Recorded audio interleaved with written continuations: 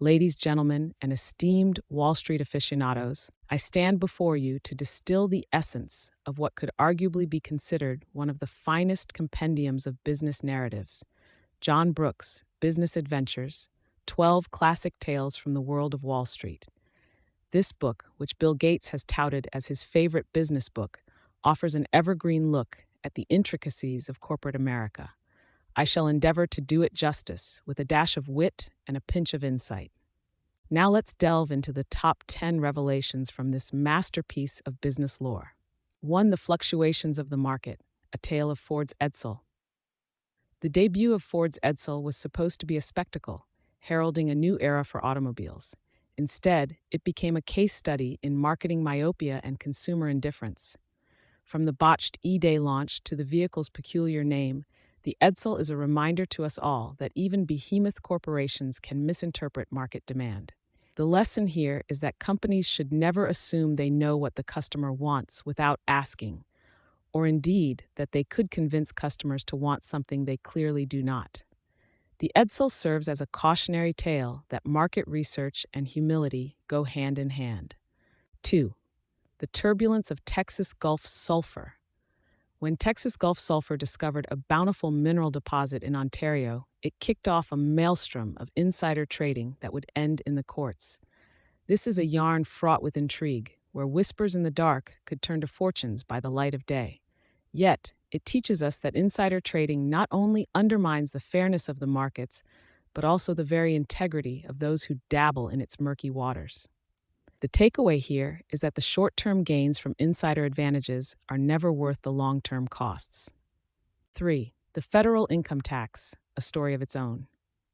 Brooks takes us through a labyrinth of legislative wrangling to remind us that the tax code is less a set of economic guidelines and more a living, breathing creature of political compromise. This narrative uncovers the motivations behind the Revenue Act of 1964 and the capricious nature of our tax system. It reinforces the adage that the only certainties in life are death and taxes, and perhaps the incomprehensibility of the tax code. 4. The bitter lesson of the good old cash register.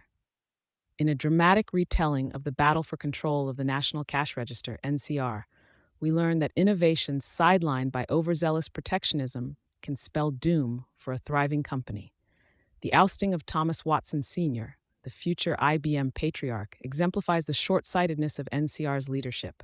It's a cautionary account of a company clinging to its past triumphs, unwilling to sail the winds of change, ultimately setting itself adrift in the marketplace. 5. The enigma of market forecasting. The mystifying world of stock market prediction is, as Brooks elucidates, not dissimilar to reading tea leaves while blindfolded at midnight. The tale of the market forecasters probes the fallibility and hubris that lurk within the world of forecasting. It's a sardonic nod to the fact that economists have successfully predicted 9 out of the last 5 recessions. A reminder that the market's crystal ball is perennially cloudy, and those who claim otherwise are often selling snake oil in a bull market. 6. The fiasco of the Piggly Wiggly. Clarence Saunders, the grocery titan behind Piggly Wiggly, orchestrated the first-ever hostile takeover defense, transforming the stock market into his own personal Alamo. It's a romp of hubris and high stakes that ends in his personal financial ruin. Saunders' story is a fascinating glimpse into early 20th century markets and serves as a lesson in the perils of ego clashing with economic reality. The moral? In the war between man and the market is the one bringing the tanks. 7. Xerox's rise, a miraculous copycat. The chapter on Xerox regales us with the story of a corporation rising from the ashes of patent litigation with the photocopier, an innovation so ubiquitous now that the brand name has become a verb. Xerox's journey from small-scale manufacturer to the annals of corporate legend shows us the power of sticking with a good idea, even when everyone else thinks it's only worth the paper it's printed on. It's an epic reminder that sometimes the riskiest move is not taking one. 8. The speculative orbits of stock market bubbles.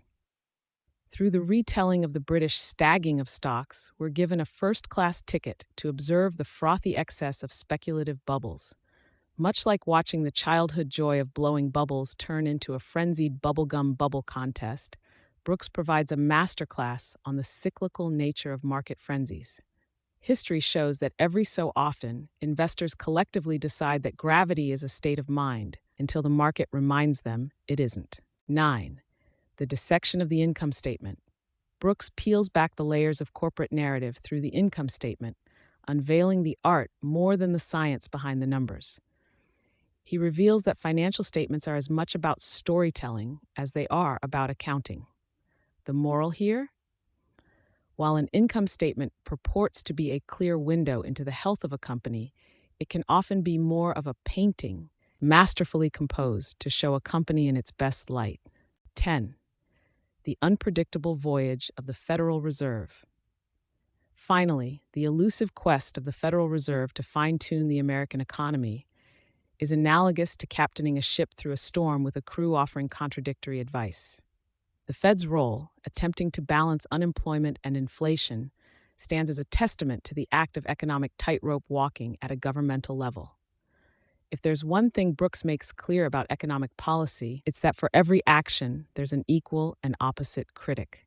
In traversing these chronicles, we see a repeating constellation of themes: the impermanence of success, the futility of forecasting, the follies of financial hubris, and the inexorable force of market dynamics. In these stories lies the heart of Wall Street, thriving on the ebb and flow of human ambition, resilience, and oftentimes folly.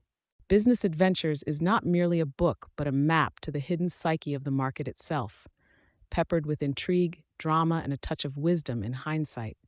It's a fitting reminder that though the actors change, the play of business remains much the same.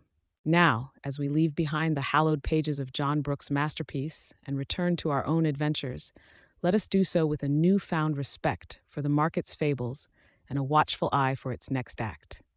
I thank you for embarking on this literary odyssey with me, and hope the insights gleaned will serve not just as entertainment, but as guideposts in the grand adventure of business that lies ahead.